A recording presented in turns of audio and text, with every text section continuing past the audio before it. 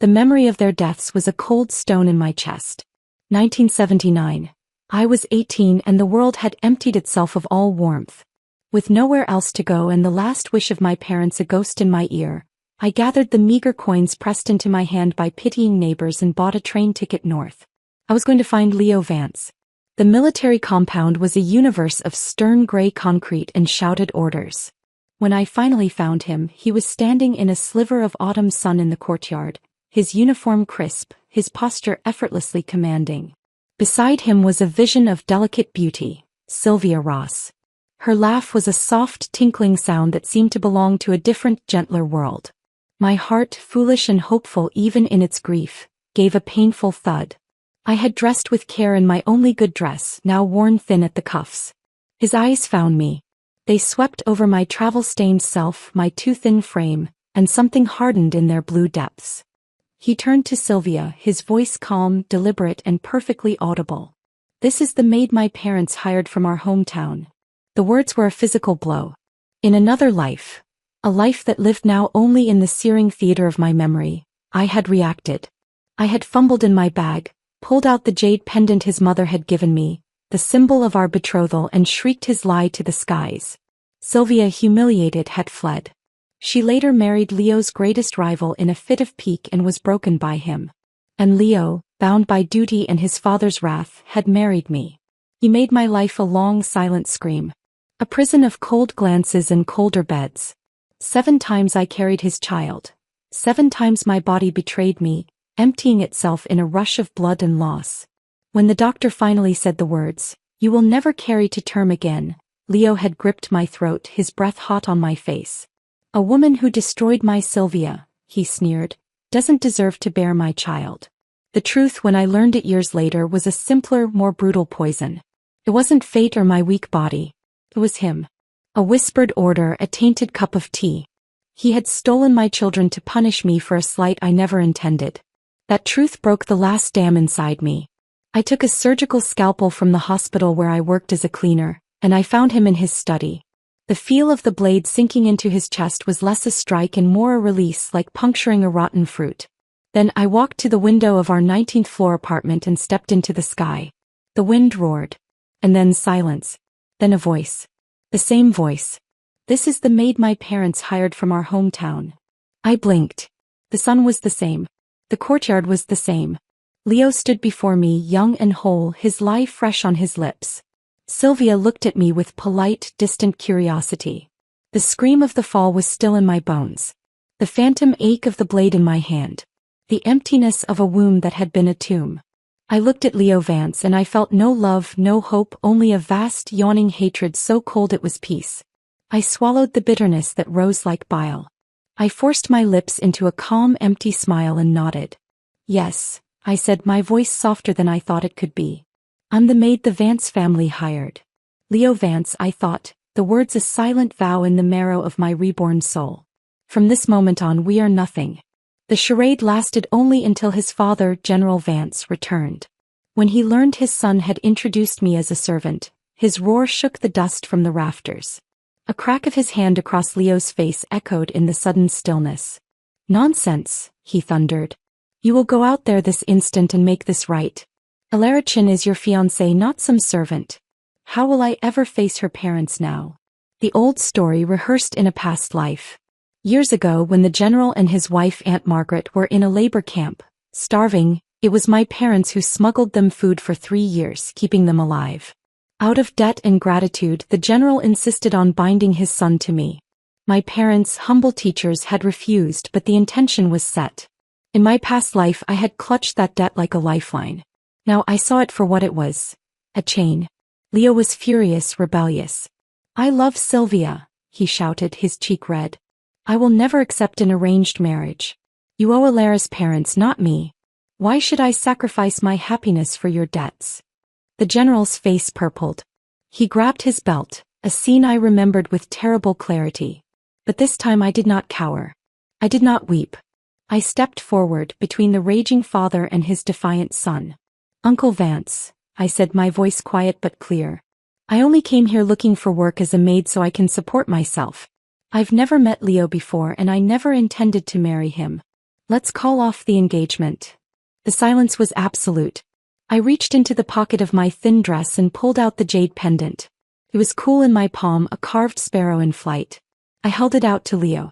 I heard sparrows are symbols of freedom, I said softly. You should give this to the woman you truly love.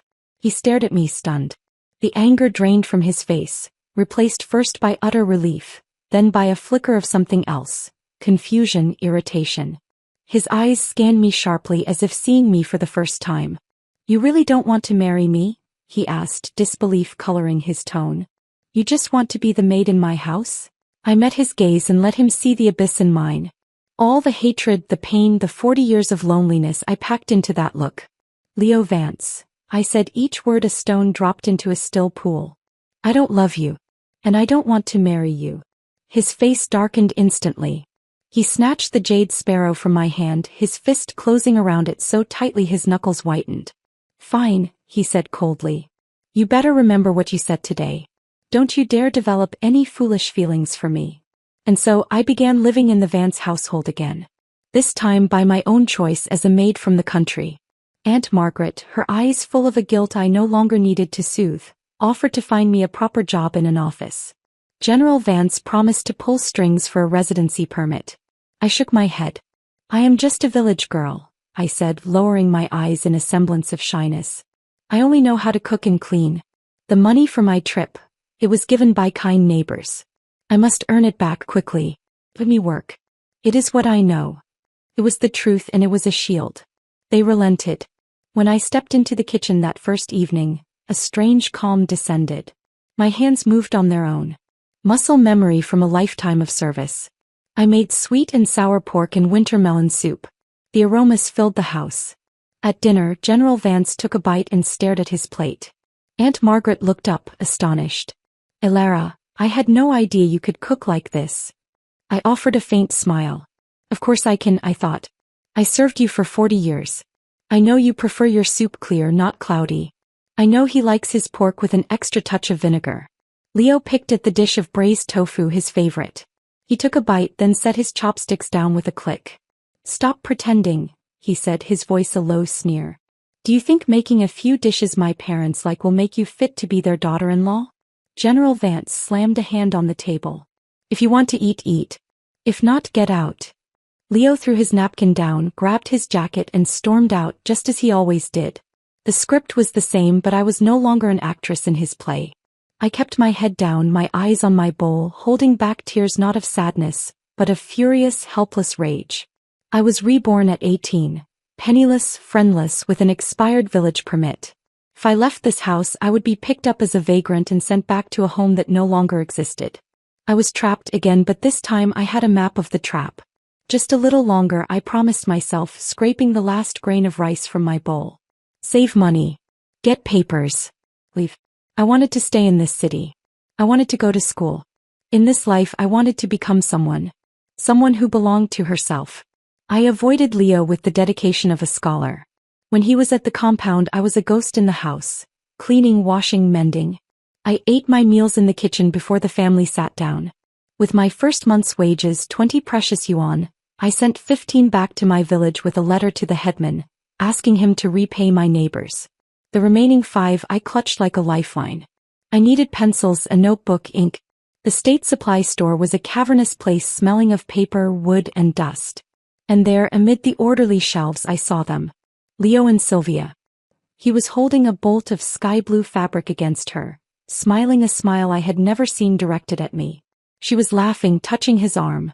I tried to slip past, to become part of the shelves, but his eyes, ever vigilant in their disdain, found me. His smile vanished. Elarichin. His voice cut through the quiet hum of the store. Do you have no shame at all? All movement stopped. Patrons turned to stare. How many times must I say it? He continued, his volume rising. I will never accept an arranged marriage. Even if you follow me to the ends of the earth, I would never marry a peasant girl like you. A titter of laughter rippled through the onlookers. My face burned, but it was the heat of anger, not humiliation. I wasn't following you, I said, my voice trembling despite my resolve. I came to buy pencils. Sylvia tugged gently on his sleeve. Leo, maybe we misunderstood. Perhaps she really is here for supplies. He gave a cold, dismissive laugh. She's an illiterate girl who didn't finish primary school. What would she need pencils for? Sylvia, you're too naive. You don't know the length some women will go to cling to the city. I raised my head.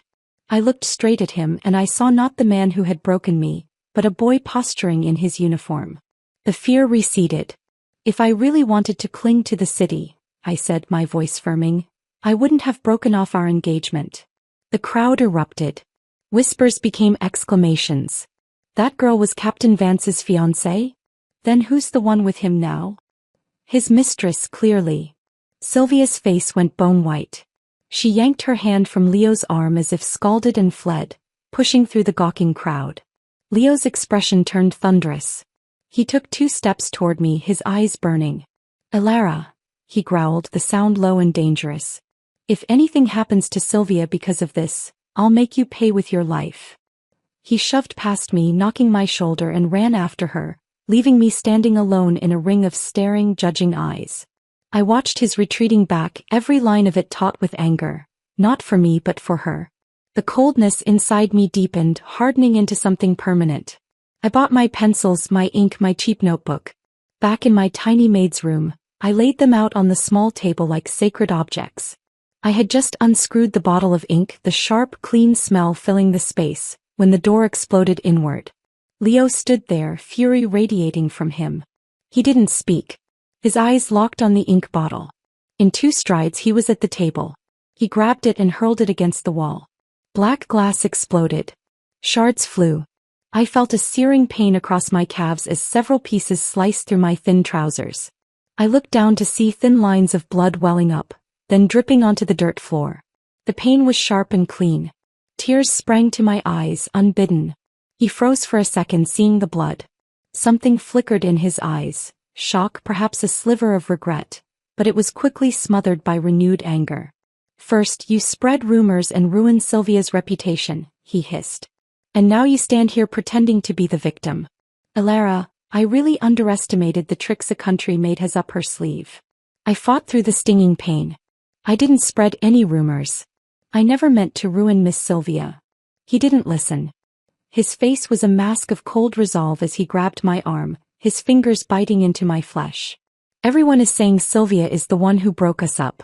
The gossip is destroying her. You will come now and set the record straight. You will tell everyone our engagement was arranged and already cancelled.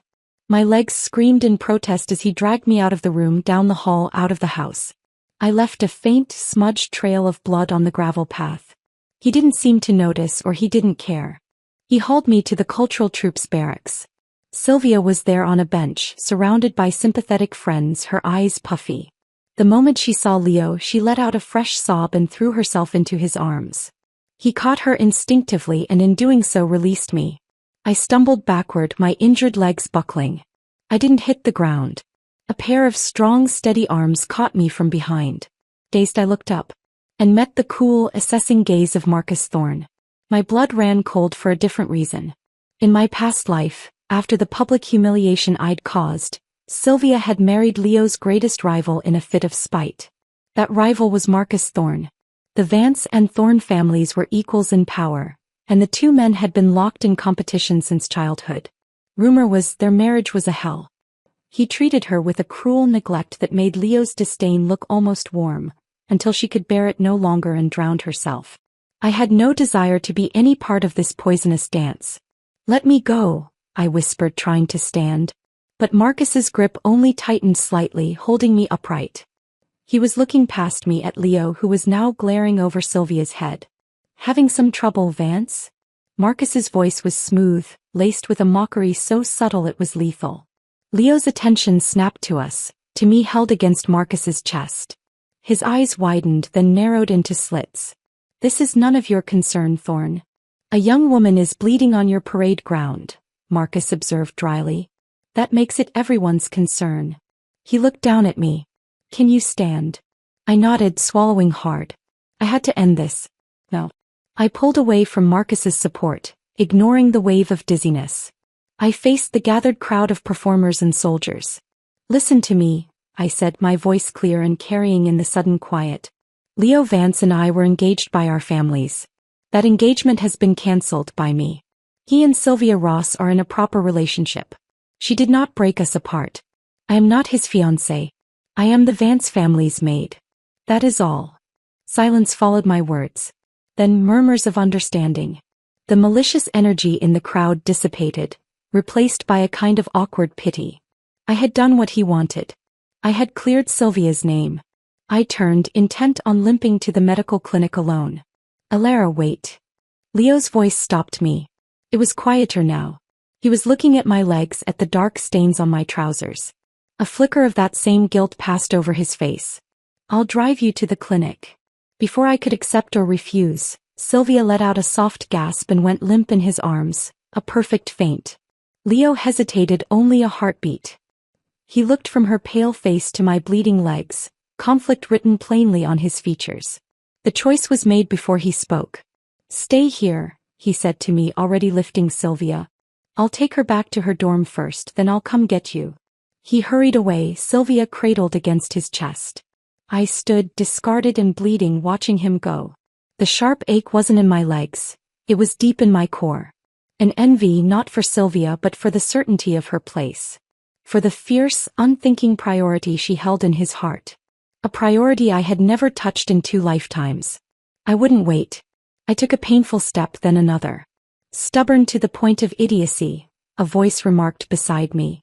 Marcus Thorne was there again. You're leaving a trail like a wounded deer. Before I could protest, he bent and scooped me up into his arms as if I weighed nothing. I yelped in surprise. What are you? Put me down. And let you crawl to the clinic?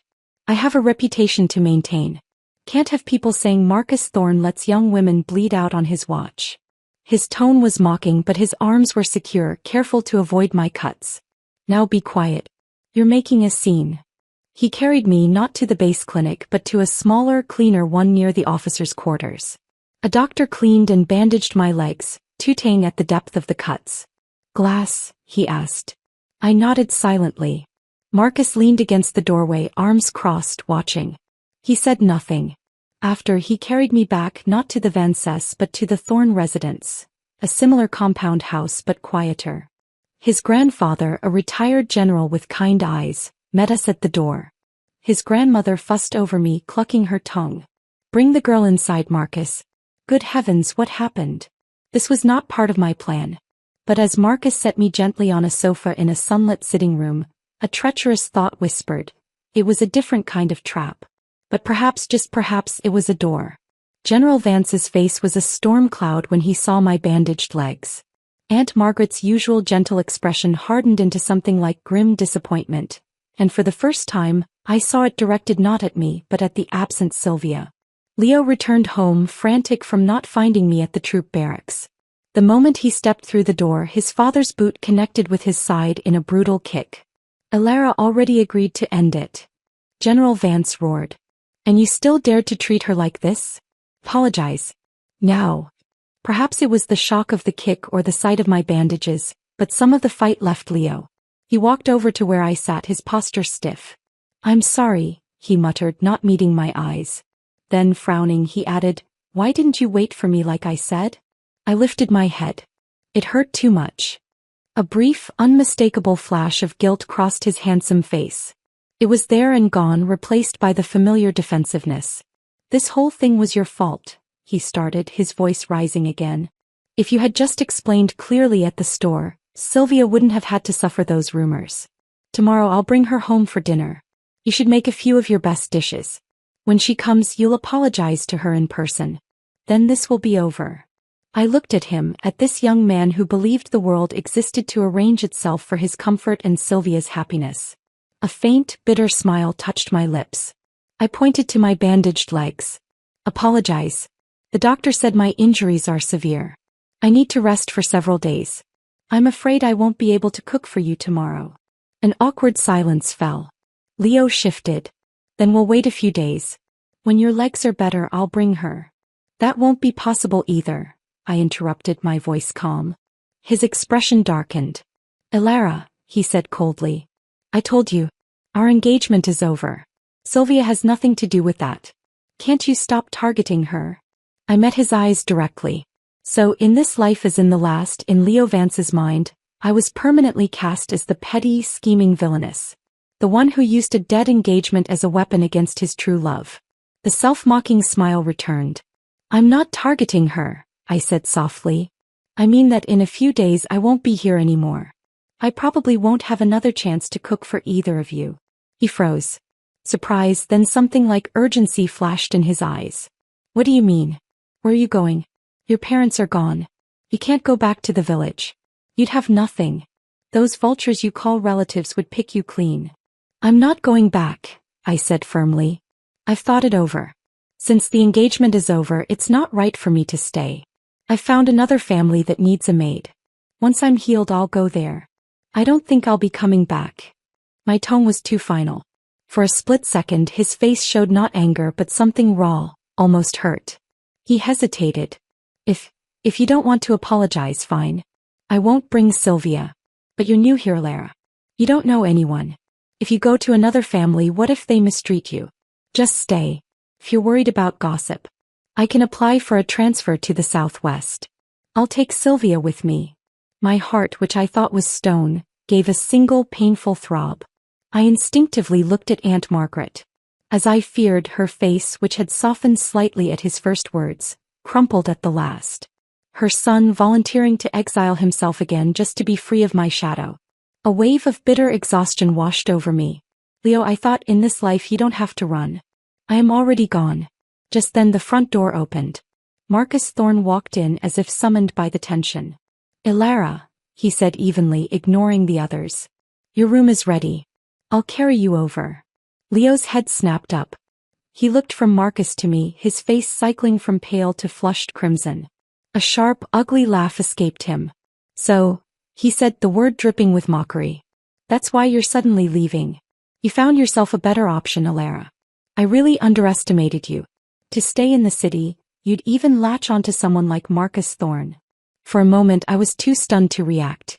When the meaning of his words hit me, a scorching heat of shame and anger flooded my cheeks.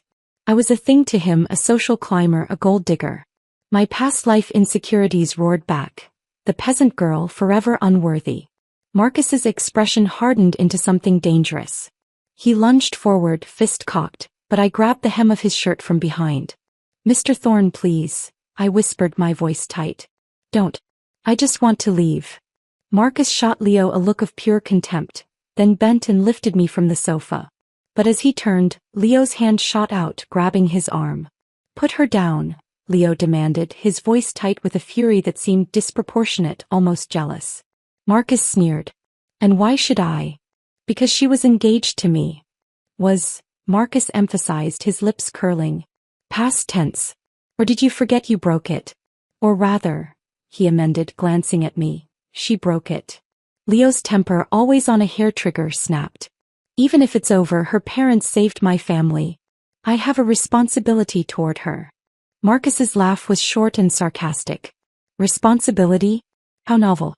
I didn't realize employers had such profound responsibilities toward their hired maids. Leo was speechless, caught in his own hypocrisy. I let out a weary sigh. It was time to end this completely. Leo, I said softly. Mr. Thorne is right. The engagement is over. I'm just a maid your family hired. You don't owe me anything. You have no responsibility to me. From now on, I won't be in your house. You don't need to transfer to the Southwest to avoid me. I met his eyes one last time. Leo Vance, let's just leave it at that. Goodbye. I paused, then added the finality I felt in my soul. No. It's better if we never meet again. Marcus didn't wait for a response. He carried me out of the Vance house, away from the stunned silence and into the crisp evening air. He didn't set me down until we were inside the Thorne home in a small clean room at the back of the house. It was simple, but it had a window, a desk, and a piece the Vance maid's room had never known. Get some rest, he said, his earlier mockery gone, replaced by a quiet practicality. Grandmother will bring you dinner. After he left, I finally let the tears fall. They weren't for Leo. They were for the 18-year-old girl who had arrived here, hopeful and heartsick. They were for the lifetime of pain I had narrowly escaped. And perhaps, a few were for the terrifying, unknown freedom that now lay before me. I later wrote to the village headman, stating I had found new employment with the Thorne family. The Thornes were simpler. Marcus's parents were stationed in the south. Here it was just Marcus, his grandfather, a kind, thoughtful man everyone called Old General Thorne, and his grandmother, a spry woman with clever eyes who insisted I call her Nai. I fell into a new rhythm. Mornings I went to the market with Nai. Afternoons I helped in the garden with the Old General. Evenings I stayed in my room, practicing characters in my cheap notebook with fierce determination. One evening Marcus saw me tracing calligraphy sheets, my brow furrowed in concentration. He didn't say anything, but the next day he placed a heavy cardboard box on my desk. Inside were books. Math, literature, history, and several volumes on classical calligraphy. Real texts, not practice sheets. They smelled of old paper and wisdom. "Thank you," I stammered, overwhelmed. They're impossible to find." His ears turned faintly pink. He shrugged, looking out the window. "Don't mention it. They were just old materials from the office, headed for recycling. Better here than pulp." I smiled, pressing my lips together to hide it. The next evening 2 new dishes appeared on the table. Honey-glazed pork and salt-pepper crispy squid. Nai chuckled, her eyes twinkling. My. Why are all tonight's dishes Marcus's favorites?" I blushed fiercely, concentrating on serving rice. Out of the corner of my eye, I saw Marcus glance at me, then quickly away, his ears pink again. After dinner I gathered my courage. I waited by the stairs as he was about to go up. "Mr. Thorne." My voice was small. "Marcus," he corrected gently. "Marcus. I'd like to enroll in night school. To study. Maybe even take the college entrance exam one day." The words tumbled out and my cheeks burned. A country maid dreaming of college? He would laugh. In my past life, when I'd voiced a similar timid hope to Leo, he had looked at me with pure contempt. "You're in your 20s. Don't tell me you want to go back to middle school. Your duty is here."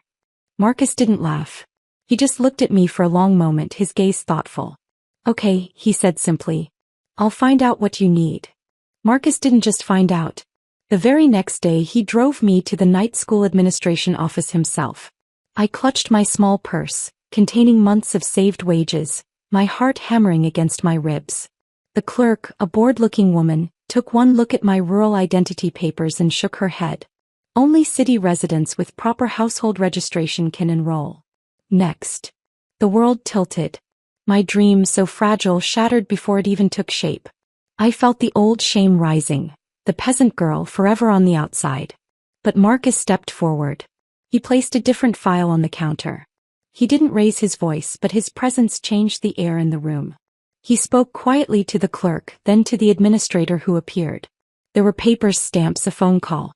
I stood there, mute, watching a world of privilege and connections operate on my behalf. A world I had only ever seen from the servants' quarters. An hour later I walked out holding a registration slip and a stack of textbooks. I had paid the fee myself, but the permission, that was his doing. In the Jeep on the way home, happiness bubbled up in me, so effervescent and foreign I couldn't contain it. An old folk song from my village, one my mother used to hum, escaped my lips. Marcus laughed softly beside me. "It's just night school," he said, but his eyes were warm. "Are you really that happy?" I nodded, beaming. "I am. Thank you. Really, thank you so much." He smiled. "If you really want to thank me, call me G." My face flushed crimson. "Brother." It was a term of closeness, of family. I looked down at my hands, then back at his expectant, slightly teasing face. After a long pause I whispered shyly, "Thank you, Marcus." He broke into a delighted, full laugh. But it was cut short by a trembling, furious voice from beside the Jeep. "Elara. What did you just call him?" It was Leo. He stood there, his uniform rumpled, his face pale with suppressed fury. He must have been waiting. Marcus's expression shifted. A mischievous, challenging glint entered his eyes. He slipped an arm casually around my shoulders through the open window. "Elara and I are close," he said, his tone deliberately light. "What's wrong with her calling me G?" Leo didn't even look at him. His burning gaze was fixed on me, full of accusation. "Elara," he said tightly. "Our families have known each other for years.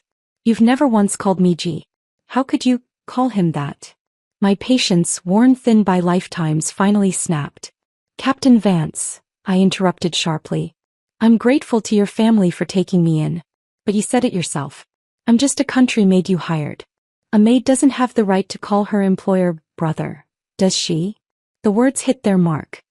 He flinched, the memory of our first meeting in the courtyard striking him anew. He stood there, stricken, before forcing a bitter smile. Alara, that's not what I meant. What you meant doesn't matter anymore, I said, my voice cold and calm. You wouldn't want Miss Sylvia to misunderstand, would you? I think it's best if we have no further contact. I took a breath, forging the final link in my freedom. If we meet again, let's be strangers. The 3 words, not necessary anymore, seemed to wound him more deeply than any physical blow. His face went ashen. He opened his mouth, but no sound came out. Marcus started the engine. We drove away, leaving Leo standing alone on the street corner, a statue of bewildered defeat. After that, I didn't see him. I heard, through the compound gossip Nai sometimes shared, that he had applied for a transfer to the southwest frontier, just as in my past life. Sylvia had gone with the cultural troupe. This time, without me as an obstacle, they would have their happy ending. The thought brought me not pain but a profound relief. My life found a new center: study. My grades improved rapidly. 6 months in, my teacher, impressed, wrote a personal recommendation. With it, I skipped a grade, entering the equivalent of second-year high school. Nai, learning I had no family, tried to pay me a wage. I refused. I did chores, tended the garden fiercely, calling it my rent. When Marcus learned I was serious about the college entrance exam, he brought home a box even heavier than the first. Practice books, past exam papers, study guides, all new, smelling of fresh ink. I held a crisp test sheet, a smile playing on my lips. And these? I teased. More scrap paper from your office? He laughed and ruffled my hair roughly. Just do your best. When you pass, I'll drive you to college myself. Around that time, a thick envelope arrived from General Vance. Inside was a staggering 1,000 yuan and a bundle of ration coupons. I held it, feeling the weight of their guilt, their pity, their unspoken wish to settle a debt. In my past life, I had been the wedge that kept them from their son for a decade. I wanted no part of that story. I returned it all untouched. Time became a river carrying me toward a single day. The college entrance exam. The morning of, I was nervous, clutching my bag of pencils and permit. What I didn't expect was to see Leo waiting outside the thorn gate. He looked like he'd traveled through the night, dust on his boots, shadows under his eyes. He'd come back from the southwest. But he was too late. Marcus's jeep pulled up. I climbed into the passenger seat, placing my bag between my feet. Alara, Leo called out softly, taking a step forward. I turned, met his eyes. They were full of a complex, unreadable pain. I nodded once, a faint, polite acknowledgement. Thank you for coming, I managed, though I didn't know what I was thanking him for. Marcus, of course, couldn't resist. He leaned across me, grinning out the window. Good thing you broke that engagement, Alara. Otherwise, you'd still be their unpaid servant instead of taking the exam. You really ought to thank Captain Vance for not marrying you. Leo's face went dead white. He stood frozen, speechless as we drove off. In the rearview mirror, I saw a figure run into the street. It was Sylvia. Her elegant poise was gone. She clutched at Leo's uniform, screaming, her face contorted with a rage I remembered from my first life. She was hitting him, shrieking, a public spectacle of despair. But it was their spectacle now. It had nothing to do with me. I turned my face forward, toward the exam hall, toward my future. After the last exam, Marcus was there waiting. In his hands was not a sensible bouquet, but a cluster of sunflowers, bright and bold as a promise. On the drive back, he told me news from the front. Leo had been up for a promotion. But Sylvia, hearing rumors he was writing to another woman, had made a sudden, dramatic visit to the front lines. During a botched attempt to rescue her from a perceived danger, Leo's unit had been ambushed. 5 soldiers lost. Leo wasn't demoted, but he was reprimanded, his file marred. He'd have to perform near miracles for any chance of advancement in the next 5 years. I was silent, staring at the passing fields. Why would she do that? I finally whispered. Marcus's voice was flat. Because some people confuse obsession with love. And their chaos drowns everyone around them. It was Leo's choice, his life. I felt a distant pang not for him but for the wasted lives, the unnecessary pain. I wished them peace in whatever broken form they could find it. Half a month later the acceptance letter came. Capital Medical University. The compound erupted. Nai and the old general were overjoyed. We bought candy and distributed it door to door, a tradition for celebrating students. When we reached the Vance house the atmosphere was stiff. General Vance and Aunt Margaret congratulated me with strange smiles. He gave me an expensive imported pen. She pressed a red envelope into my hand. As I stepped out I came face to face with Leo and Sylvia. The moment Sylvia saw me her eyes, already hard, glittered with venom. "Alara," she spat. "You already let him go. How shameless are you still hovering around? Don't think getting into college makes you worthy of him." She took a step closer, her voice dropping to a trembling, triumphant whisper. "Let me tell you something. I'm carrying Leo's child." Leo's face transformed. He jerked his arm from her grip, panic flooding his features as he looked at me. "Alara, it's not what she says. What happened was an accident." Sylvia screamed. The sound was raw, animal. He slapped him hard across the face. "An accident? Leo Vance, are you even a man? I'm pregnant with your child and you call it an accident? What does that mean? Now that your precious Alara is a college student, you regret it? You think you can throw me away and run back to her?" Her voice rose to a hysterical shriek. "I'm warning you. If you dare abandon me and our baby, I'll go to the military police. I'll have you court-martialed." Leo's control shattered. "Stop dragging innocent people into this," he roared, shoving her away from him. "You know better than anyone who that child's father really is." Sylvia stumbled back. Her heel caught on the top step of the porch. For a terrible second she teetered. Then she fell, tumbling down the concrete steps with a series of sickening thuds. Her scream cut off, replaced by a low, guttural moan of terror. We all stared, horrified, at the dark red stain spreading rapidly across the skirt of her pale dress. "Pie baby," she whimpered, her eyes wide with shock. "Pie baby." The aftermath was a storm of noise and blame that I watched from a distance, safe within the walls of the Thorne home. Sylvia lost the baby. The doctor said it was unlikely she could conceive again. Enraged and unhinged with grief, she became a vengeful fury. She swore to report Leo for assault, for causing the miscarriage, to see him jailed and disgraced. Aunt Helen, caught between a son she loved and a horror she couldn't condone, begged Sylvia through tears. General Vance, his pride and career in tatters, tied Leo to a post in their yard and beat him with a leather belt until the strap broke. Through it all, Leo gritted his teeth, his back a map of welts, and refused to agree to marry her. It wasn't until his mother, her face ravaged by despair, fell to her knees before him, sobbing that she couldn't bear to see him destroyed, that he finally broke. His head dropped, his defiance extinguished. He agreed. I didn't understand it. In my first life he had risked everything for her love. He had stayed away from home for a decade to be with her. Yet now, when the path was clear, when I was gone, he fought against it with a desperation that bordered on terror. It was a puzzle I had no desire to solve. My own future was a bright, clear line. College began in the autumn. By a cruel twist of fate, my move-in day was scheduled for the very morning of Leo and Sylvia's wedding. I did not go. I asked Nai to deliver a red envelope on my behalf, a token of hollow social obligation and nothing more. My bags were packed, my new life waiting. 2 days later, I was leaving my dorm after an introductory lecture when I saw him. He looked like a ghost haunting the manicured lawn. Unshaven, his uniform wrinkled and untidy, eyes bloodshot and hollow. He had the look of a man who had run from his own execution.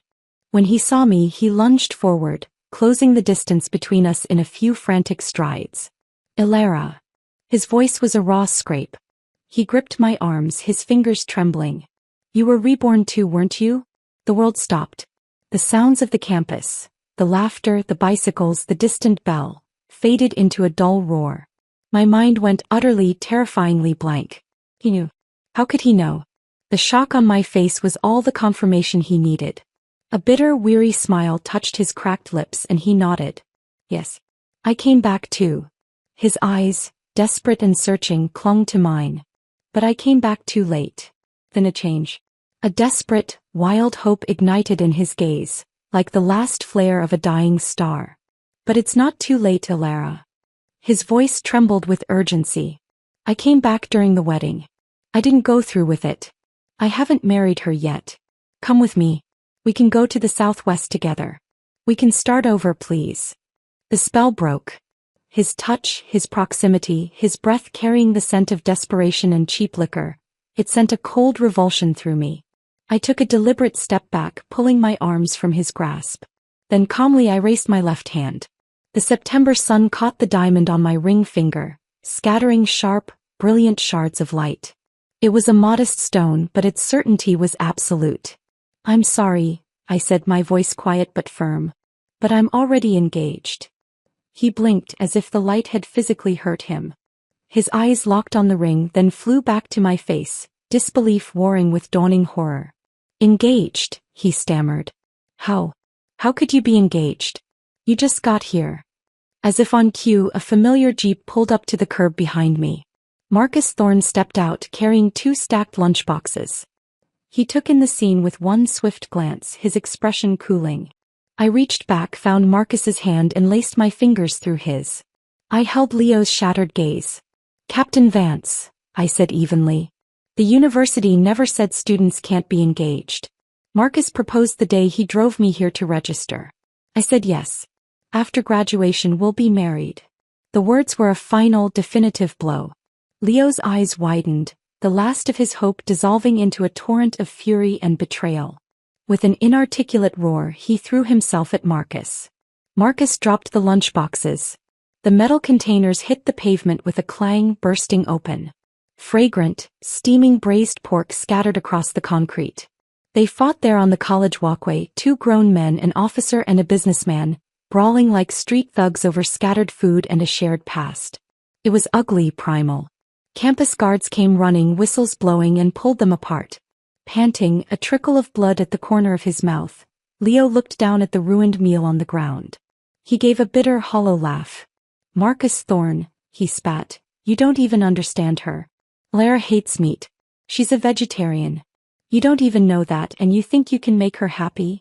Marcus, wiping his knuckles, actually burst out laughing. The sound was rich with genuine amusement and a touch of pity. Leo Vance, he said, shaking his head. You're the one who never knew her. Her favorite dish has always been braised pork. Leo shook his head violently. Impossible. She never ate meat in our house. Marcus's laughter died. He looked at Leo, then at me, his gaze softening for a fraction of a second before turning hard again. That's because she didn't dare, he said coldly. She always felt like a beggar at your table, eating your family's food. She was afraid to touch the meat you bought, afraid of looking greedy or causing trouble. He stepped closer to Leo, his voice dropping but every word clear and sharp. But it's fine. If you didn't cherish her, I will. When Alara marries me, she can eat braised pork every day for the rest of her life if she wants. Leo looked as if he'd been struck by lightning. Every muscle locked. His eyes lost focus, staring at the greasy stain on the pavement as if it were the ruins of his entire understanding of the world. Of me. Of himself. He didn't fight when the guards, with Marcus's quiet direction, escorted him off campus. Later I learned General Vance had been called. He came, a man aged a decade in a year, and took his broken son away. I heard nothing more of him for 3 years. Those 3 years were a bomb. Medical school was demanding, all-consuming in the best way. I was no one's maid, no one's burden, no one's unwanted fiancé. I was a Larachin student. Marcus visited when he could, our relationship a steady, quiet constant. We wrote letters. He sent books. I told him about cadavers and chemistry, and he told me about business deals in his grandfather's garden. I graduated near the top of my class. Marcus and I decided to marry in my hometown, a simple ceremony for the villagers who had once pooled their coins to send a grieving girl north. But first we returned to the military compound to see his grandparents. The compound was unchanged, yet everything felt different. I learned the Vances had moved away. The gossip which once followed me now followed other tragedies. After a forced and miserable marriage, Sylvia, unable to bear Leo's cold contempt, had sought solace elsewhere. She was caught with a dancer from her troupe. Leo, in a rage that echoed the violence of his father, beat them both so severely they were hospitalized. To save his son from a court-martial and prison, General Vance spent the last of his influence and a small fortune in compensation to the families. In the end, Leo was still sentenced to 3 years for aggravated assault.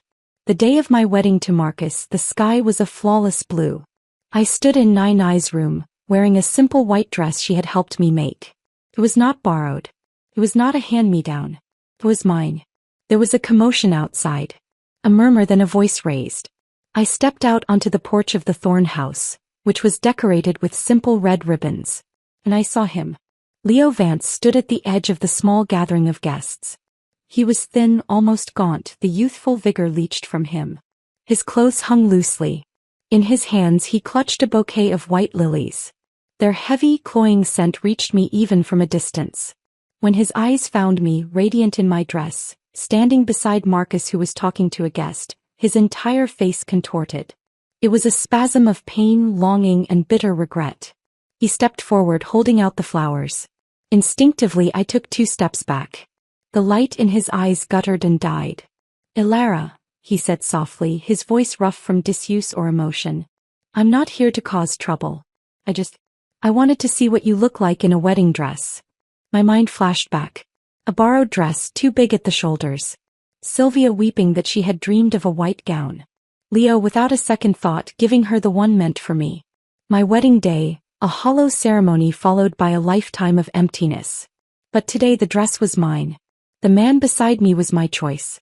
The future was my own. He still tried to offer the lilies. But Marcus was there, swift as a shadow. He plucked the bouquet from Leo's hands and, with a casual, dismissive motion, tossed it into a nearby shrub. Leo's eyes flared with a last spark of anger. "Marcus Thorne, what are you doing?" Marcus's smile was cold. "Leo, you say you love her, but you don't even know her. She's allergic to lilies. The one who loves lilies. That was Sylvia, wasn't it?" Leo's entire body trembled. He looked at the discarded flowers, then at me, and a profound, debilitating shame washed over his features. His lips moved soundlessly. I felt no triumph, only a vast, quiet sadness for the waste of it all. For the love he couldn't give, for the person he refused to see. "It's fine," I said gently, breaking the silence. "We were never close. It's normal you wouldn't know." I gestured toward the small gathering. "The ceremony is about to begin. Please go take a seat." I spoke to him as I would to any other guest. Polite, distant, unmoved. My indifference was the final, unforgivable blow. His eyes burned red. His hands clenched into white-knuckled fists. I could see the storm in him, remorse, pain, a bottomless despair. But his emotions were a country I had left, a language I no longer spoke. As I turned to take Marcus's arm to walk toward our beginning, I thought I heard him whisper, a broken sound lost in the rustle of my dress and the chatter of guests. "Ilara, the truth is back then At that exact moment, a string of firecrackers erupted down the street, a jubilant, crackling roar that drowned out all other sound. It didn't matter anymore. His unfinished truth was a relic from a shipwrecked life. I had reached the shore. The firecrackers faded into echoes, swallowed by the laughter and music that followed. My hand was warm in Marcus's, his grip solid and sure as he led me through the smiling crowd. I didn't look back. The whisper, the lilies, the ghost of a man in ill-fitting clothes. They were swept away like leaves in the current of my own happiness. Our ceremony was simple. We bowed to his grandparents, to the heavens and earth, and to each other. There were no elaborate vows, just a quiet promise in the clasp of our hands and the steady look in his eyes. The villagers, my old neighbors, celebrated with a genuine, boisterous joy that had nothing to do with military prestige or family debt. They were happy for the orphan girl who had made good. Later, under a canopy of stars, Marcus found me taking a moment of quiet by the old well. "Regrets?" he asked, his voice soft. I looked at him, at the man who had seen a maid and offered her a book, who had seen a dream and paved a road for it. "Not a single one," I said, and meant it with every fiber of my being. We returned to the city, to a small apartment near the hospital where I began my residency. My life was a tapestry of long hours, grateful patience, complex cases, and the deep, abiding peace of coming home. Marcus's business ventures thrived. We were partners in the truest sense, building something new, something that belonged only to us. Years flowed like a river. I became Dr. Chin, a respected obstetrician and gynecologist. The irony was not lost on me. The woman who had lost 7 children, who had been told she was barren, now guided countless lives safely into the world. I specialized in high-risk pregnancies and infertility, my past a silent, fierce fuel for my compassion. We had 2 children of our own. A daughter with Marcus's steady eyes and a son with my stubborn spirit. Holding them, feeding them, watching them grow. Each moment was a miracle that healed a tiny hidden fracture in my soul. Marcus was a devoted, sometimes hilariously clumsy father, whose idea of a bedtime story often involved dramatic tales of business negotiations, much to the children's delight. One crisp autumn afternoon, perhaps a decade after my wedding, I was leaving the hospital after a particularly grueling shift. The sky was the same pale blue as the day I had arrived at the military compound a lifetime ago. A man was standing by the hospital gate, leaning heavily on a cane. His hair was streaked with gray, his posture no longer that of a proud soldier. But I knew him instantly. Leo Vance. He saw me and straightened with an effort. He was dressed in plain, civilian clothes. There was no fury in his eyes now, only a deep, settled exhaustion. Alara, he said. Just my name. No title, no anger. Leo. I nodded, my doctor's bag a comfortable weight in my hand. Are you unwell? This is a hospital, you know. My tone was light, professional, the way I'd speak to any acquaintance. A faint, sad smile touched his lips. No. Not unwell. I was in the neighborhood. I heard you worked here. I wanted to see. He paused, his gaze taking me in. The white coat, the stethoscope around my neck, the calm authority I wore as naturally as my skin. You look like you. It was an odd thing to say. But I understood. He was seeing the person I was always meant to be, not the shadow that had haunted his youth.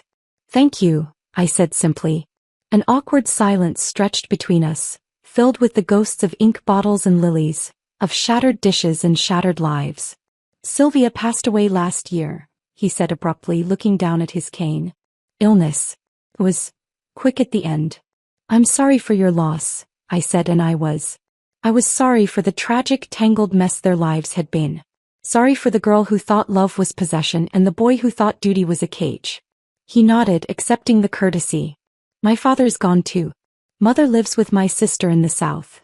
He took a ragged breath. I live alone. I have a small pension. I waited. This wasn't a social call. There was a confession hanging in the air. That day, at your wedding, he began, his voice low. What I was trying to say. The truth is, back then in the courtyard when I called you a maid, he finally looked up and his eyes were clear, stripped of all pretense. I knew it was you. I knew you were a Larachin, my fiancé. I said it to hurt you, to push you away. As I was a coward. I was angry at my father, at the obligation, and I took it out on the easiest target. The village girl who looked lost and hopeful. The admission hung in the cool air. It was the missing piece, the motive I had never fully understood in my first life. Not just indifference but active, cruel rejection. I knew, I said quietly. He flinched. You did. Not then. But later. It doesn't matter now, Leo. It matters to me. The words burst from him with sudden force, then faded just as quickly. All of it. Think. Your legs. The children. His voice broke on the last word. In that other life. I didn't give the order. Not directly. But I knew. I knew what my mother was doing, what she believed would solve the problem of you. I let it happen. I hated you so much for not being her, for being a chain around my neck, that I let that hatred poison everything. Tears tracked through the lines on his face. They were not for my benefit. They were for himself, for the monstrous reflection he finally had the courage to see. When I came back, he whispered, and I saw you in the courtyard, so young, so brave, all I felt was shame. A shame so vast I thought it would drown me. And then you gave back the pendant. You looked at me with those eyes that had seen everything I would become. And I was terrified. I spent that second life running from that shame, from you, but it was everywhere. In Sylvia's demands, in my father's disappointment, in every mirror. I came to your wedding because some pathetic part of me thought. I don't know what I thought. That you'd see my pain but you were free. You were already free. He was crying openly now. A broken man at the gates of a hospital, confessing his sins to a ghost he had helped create. I felt no anger. The anger had died in a fall from a 19th floor. I felt no pity that he could take comfort in. I felt a distant, clinical sorrow, the kind you feel for a terminal case whose suffering is of their own making. Leo, I said, my voice gentle but final like the closing of a medical chart. We can't heal the past. We can only choose not to repeat it. I have chosen my life. You must find a way to live with yours. I reached into my coat pocket, pulled out a clean tissue and offered it to him. It was a doctor's gesture, humane but detached. He stared at the white square, then took it, his fingers brushing mine. There was no spark, no connection. Just dry skin on dry skin. Be well, Leo, I said. And then I turned and walked toward the bus stop where Marcus would be waiting to drive me home as he did every Tuesday. I didn't look back. I knew he would be standing there watching me go just as he had in a supply store a lifetime ago. But this time I was not leaving in pain or humiliation. I was leaving as a doctor, a wife, a mother. I was leaving as myself. The past was a country of ruins. My present was a living, breathing world. And as I saw Marcus leaning against our car, a smile spreading across his face as he caught sight of me, I knew my future was wide and bright and finally completely my own. The end.